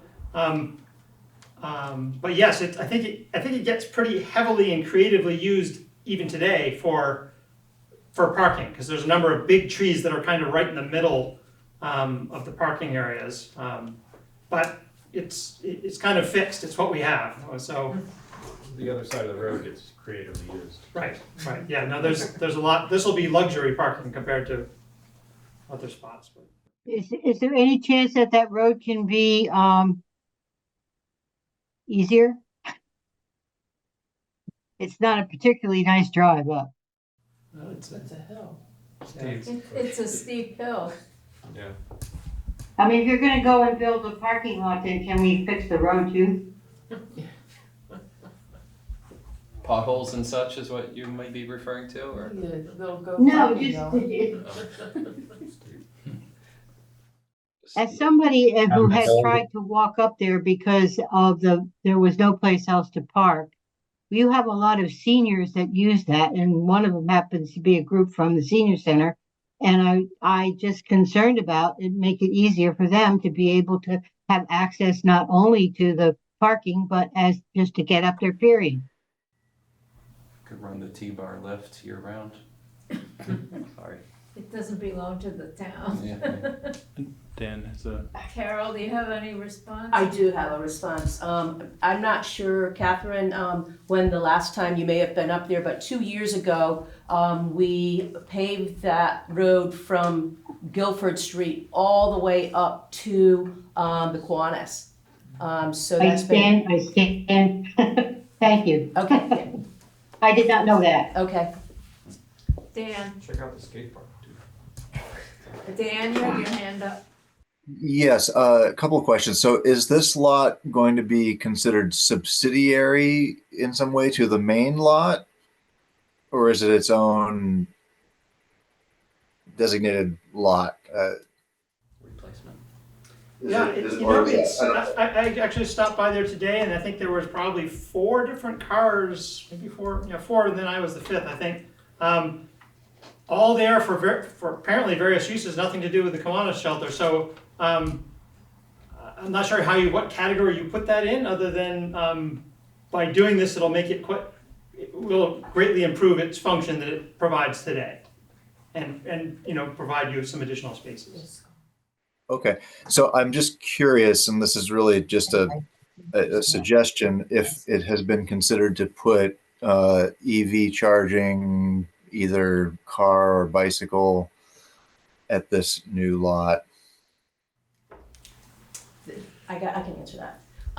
There is not in this particular lot, but we're working with the planning department and Stephen Dotson, and there would be a charging station at the skating rink level, so it could service both parts of the park.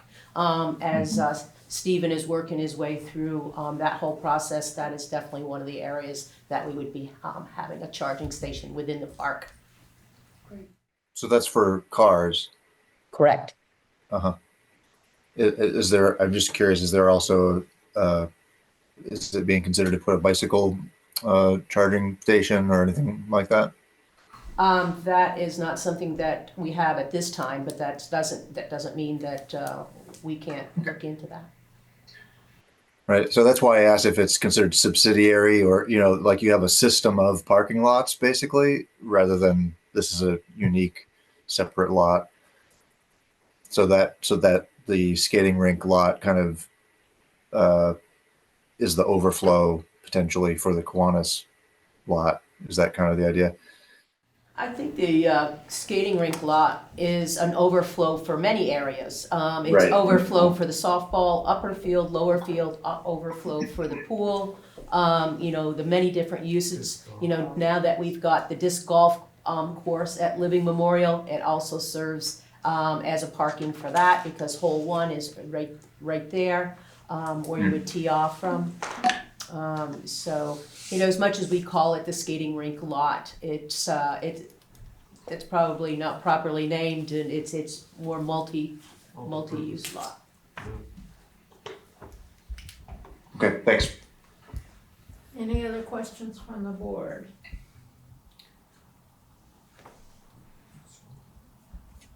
Best you can do with the spot. Well, I don't see anybody. I think Do it's you see safe. anybody there? I think you're safe. Do you have any conditions? Is there any No, just Chris Mates from Well, no, the paper. I don't think we have any conditions, no, but Maya, could I ask another question? I'm sorry. About the lighting, the prior topic. Did I hear correctly that the pole height would be increased with the new LED lights? Is that the plan? That's correct. And it was it 65 to 85 or? No, what just was 60, 70 is a max, yeah. 70, okay. And that's, But that the- lighting is fully shielded, right? It's Yes. only going down. Shielded and down, and then the LED itself is very good at directed lighting as well. So. right, and then the Now, just to be upcast, clear, it's not a you know fully like a cutoff fixture because of course we're shining on the field, but your packet shows what yeah, some of like what the fixtures have. They have.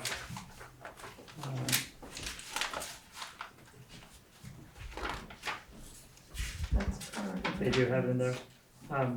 So, but the entire focus of that lighting system is to put it only where you need it. So to see that like hard LED edge of light type of thing. So you're not gonna be able to see these lights from, say, Guilford Street? Oh, largely no, because they're already screened by the existing trees from there as well. There are, let's see, we have, they're You didn't be able to see that? largely pointing, Oh, I'm going the wrong way. Right, so we have this entire bank of trees, you know, between, and of course we're, you know, your eye is looking up, so these trees are, their effect is even, you know, greater. And then all these lights on this side, of course, would be pointing this way, and then we just have, I guess this light over here, you know, would be pointing back that way. But of course, odds are when these are on, you might be looking through lighting. If you're at Guilford Street, you're probably looking across the lighted softball field anyways, as you look up, you know, type of thing. So by the use of the site is, but I think we're pretty well screened just by this bank of trees here.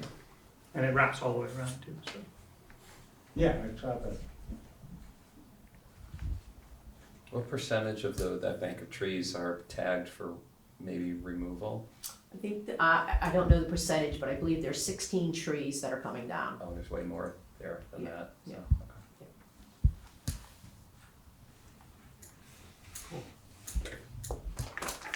Okay.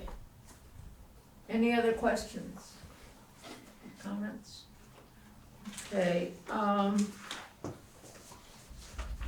the motion would be to approve the demolition of the existing buildings and to approve the replacement building. To approve the replacement lighting system at the upper softball field and approve the use of the dark sky, standard. Is that right? And then to approve the expansion and regrading of the parking lot near the Kiwanis shelter. Is that, Yep. does that cover it? Yep. I so move. Michael moved, Second. Catherine seconded. Is there any further discussion? Okay, Dan, Yes. Catherine, Yes. Jordan, Yes. Nora, Yes.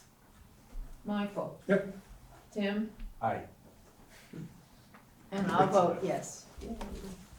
So, you're good to go. Great, thank you very much. Thank you for your time this evening. Thank you for Thanks being for waiting. patient and waiting.